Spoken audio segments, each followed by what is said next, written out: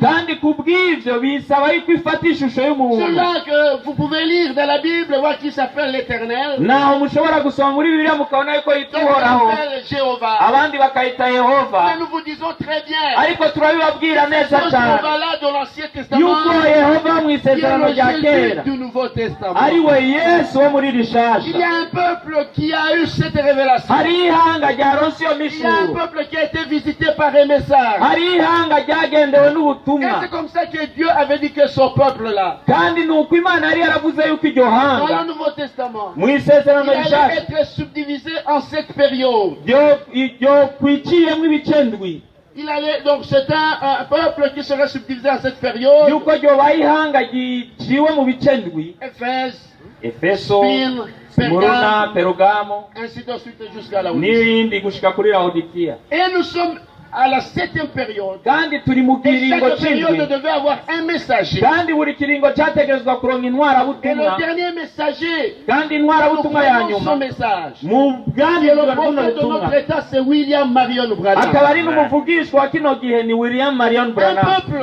Ihanga qui croit peut-être les choses que vous allez dire, mais on ne voit pas ça dans la Bible. ryizera ibintu kumbure mushobora kuvuga muti navyo Tout tubona muri ce que Bibiliya. ces gens-là croient est dans la Bible. Ivyo abo bantu bizera byose biri muri Bibiliya. Ils Nk'akarorero, croient que la femme ne peut pas porter un pantalon, nimba bizera yuko umugore adakwiye kwambara ipantaro, comme la sœur Espérance ne pouvait pas le faire. nk'uko mushiki wacu Esperance atarashoboye Si une kubikora, fois dans sa vie, elle avait fait cela, je ne sais pas. naho vyoba vyarashitse mu buzima bwiwe akabikora navyo Elle nzi, ne pouvait pas. ariko ubu Dans ntiyarashoboye. quelles circonstances? Mu biringo ibi ibyo ari byo Parce byose qu'il y en a barimo, qui le font lorsqu'ils voyagent. kuko hariyo ababikora Il bafashe y a des urugendo. femmes elles disent, mais quand je suis dans un travail qui est rude, qui me demande d'avoir une certaine tenue, et que ça exige que je la porte et je dois le faire. hariyo abavuga bati mugende mu bikorwa bigoye bisaba yuko nambara inyambaro kanaka ntegerezwa kubikora. Et voilà, vous allez les trouver que chez eux, elles ne portent pas de pantalon, mais